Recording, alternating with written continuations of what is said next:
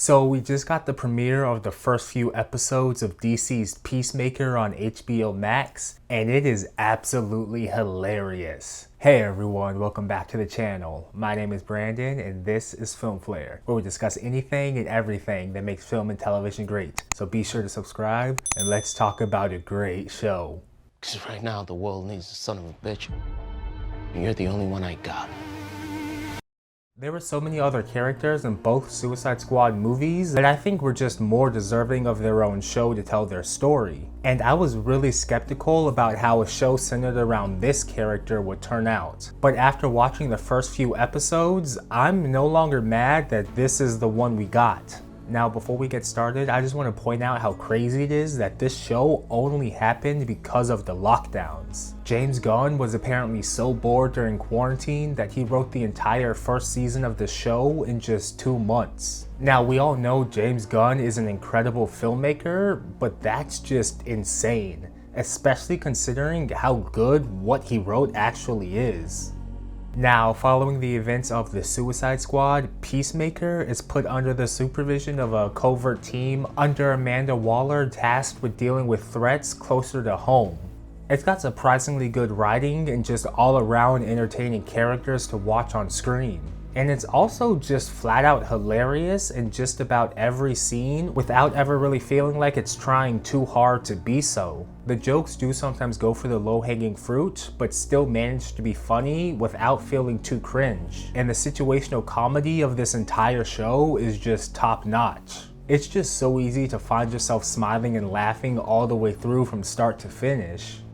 And I can't talk about the show without mentioning that absolutely absurd title sequence. It's one of the most ridiculous things I think I've ever seen on television. I have no idea how any of the cast was able to keep a straight face while shooting this, and I really want to see the behind the scenes of the making of that sequence to know just how much fun they had trying to put that all together. Personally, I think it was just a little bit too much, but a lot of people love it. Let me know which one you are in the comments below. But back to the actual stories, while the jokes may have been all of Gunn's doing, the cast gets all of the credit for the execution. First off, I don't think there's anyone else that could pull off the character of Peacemaker as well as John Cena did, perfectly blending the deadpan and serious attitude while also delivering the jokes with a straight face and perfect timing. It's like calling somebody, I don't know, sugar tits. It's totally inappropriate. Tits are way too big to be sugar tits. Sugar tits are like smaller, perkier tits, like yours. While I really wasn't that much of a fan of his character in the movies, the show does a really great job of improving the watchability of this character with the work the story does to humanize him and just make him more likable. That guy's a clown. But there's something about him that's sad. In the movie, he was firmly in the bad guy territory. But this time around, he's more of a severely incompetent anti-hero, simply driven by his unshakable morals. I cherish peace with all my heart. I don't care how many men, women, and children I need to kill to get it. And one of the best things the show does is contrast him against his father who built him. Jesus Christ, you're a fucking pussy. I don't know what I was expecting from the man who raised his son to be a world-class killer in the name of freedom, but it wasn't someone nearly as despicable as the White Dragon. But I really do like Robert Patrick in the role, and hopefully we get to see a lot more of him. All hail the White Dragon. Jennifer Holland and Steve Agee as Harcourt and Economist are pretty straightforward. They were a part of Waller's team during the events of the Suicide Squad who turned against her to help save the heroes and who knows how many other people against Starro. But as punishment for their little mutiny, they're demoted to having to deal with everyone's least favorite villain. Or as they like to put it, "This is the guy Waller's giving us. I told you she's fucking us." She's fucking us. out of the whole cast, I think the two most interesting characters are Murn and Adebayo. Murn is a team leader who reports only to Waller. He's a seasoned professional with a very dark past that's only hinted at in conversation, but he seems to have turned a corner and is truly trying to be a better person. I'm trying to do what I can to make up for my past.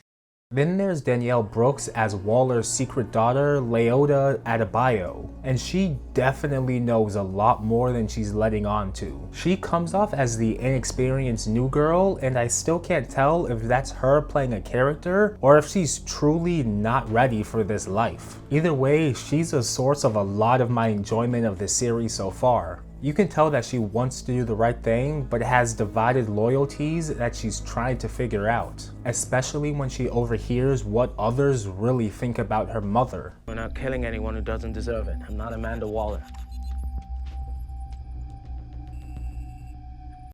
And I think that desire to do the right thing through less than ideal actions is an interesting theme running through a lot of the characters in this show. After high school, I joined the CIA.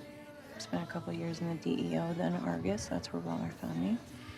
And now, here I am, living the dream. About to assassinate a couple of children.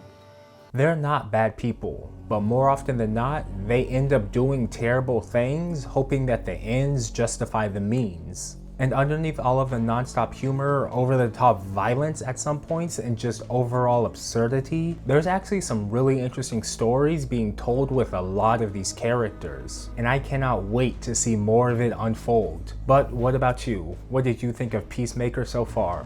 Let me know in the comments below. New episodes air Thursdays on HBO Max. But before you go and watch that, please do be sure to give this video a like and subscribe to the channel. It really helps us out, and we're putting out new content every week. But until next time, have a great day, and don't forget to watch a great show. Bye. If you fuck up this mission, I will kill your fucking family.